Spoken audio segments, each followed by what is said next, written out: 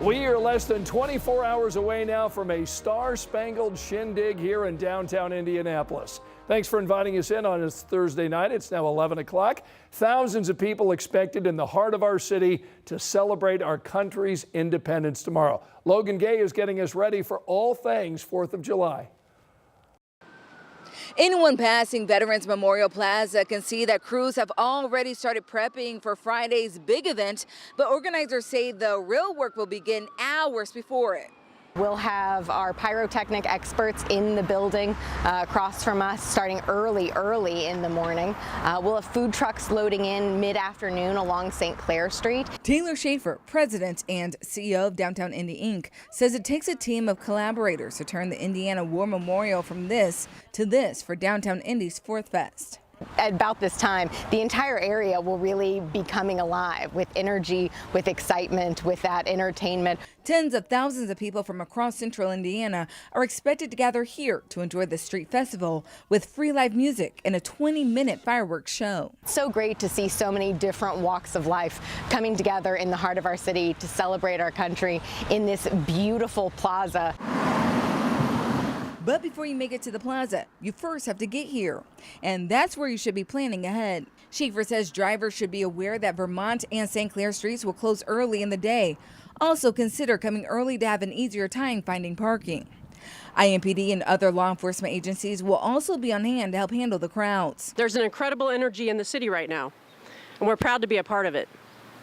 On July 4th, you'll notice an increased police presence throughout the downtown area. IMPD has implemented a canceled day off, meaning additional officers will be working, and staffing has been adjusted across the city to ensure strong coverage for this event, both downtown and in neighborhoods throughout the city. So just sit back and enjoy the show. Let's make this year's celebration one to remember for all the right reasons. The fireworks show was set to begin a little after 10 o'clock, so this might be a long night for some people. This is why organizers suggest you bring a lot of water, a chair, and a blanket to sit on. In Indianapolis downtown, Logan Gay, 13 News. So we're getting ready for the party here in Indy, but Beech Grove got things going tonight. People gathered at Sarah Bolton Park for a fireworks show. They also had food, live music, and lots of family fun. So we talked with people tonight getting the 4th festivities starting a little early. My granddaughters and stuff, seeing all the fireworks, woo, boom, oh, boom. It's like really fun when you see them.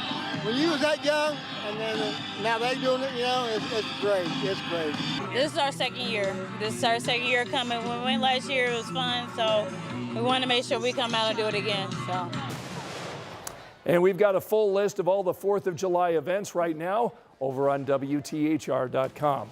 So if you're heading out tomorrow, Angela's here to tell us it's going to be hot and humid, huh? It is going to be hot and humid. We're forecasting low 90s tomorrow afternoon. We're so close to 80 right now across central Indiana. Temperatures in the 70s to almost 80. We're at 79 in Indianapolis right now, 76 Shelbyville, 75 Bedford, and 70 degrees in Richmond. It is going to be a hot and humid 4th of July. High temperatures in the low 90s. We made it to 90 today, and the beginning of a little heat wave that will take us through the end of the holiday weekend, and just a slight storm chance. Those are the weather impacts as we look ahead. Heat and a few storms now through the early part of next week. Those storms may contain lightning, heavy rain, strong wind gusts. So download that app, sign up for alerts so you know where those storms are this weekend. All right, Angela, thanks so much. Tomorrow, President Donald Trump is expected to sign that sweeping domestic policy bill into law. That package just passed the House this afternoon. It was a hard-fought vote today as GOP leaders worked behind the scenes to get enough members on board to get that bill to the president's desk. This is going to slash taxes, boost spending on immigration, enforcement, and the military, and impose steep cuts to Medicaid, SNAP benefits, and clean energy funding. House Minority Leader Hakeem Jeffries broke the modern-day record for longest House floor speech by speaking for more than 8 hours today against the bill. The president touted the legislative win during an event tonight in Iowa.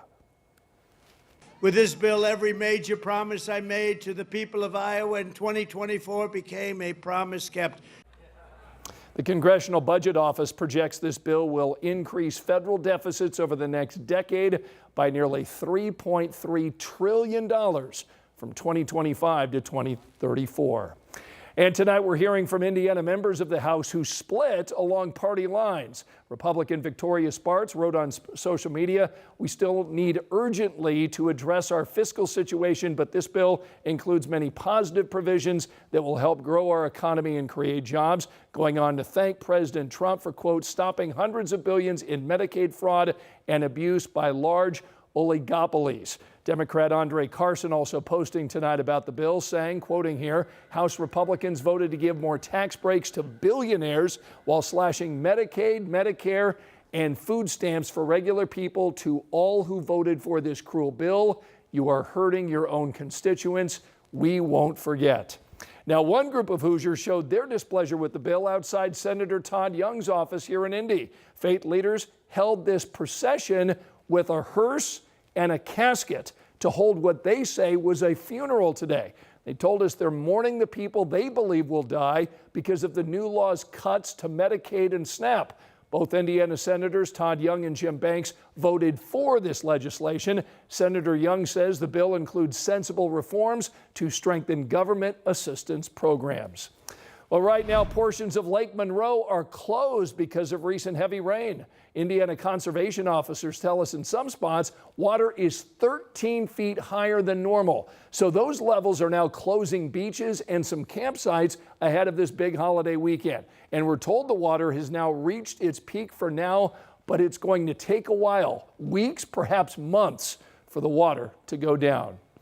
Tonight, the city of Muncie confirms the beach at Prairie Creek Reservoir is back open thanks to improved water quality. City officials closed it recently because of elevated levels of a toxin that's produced by blue-green algae. They also tell us those levels have dropped, and that way people can now resume swimming.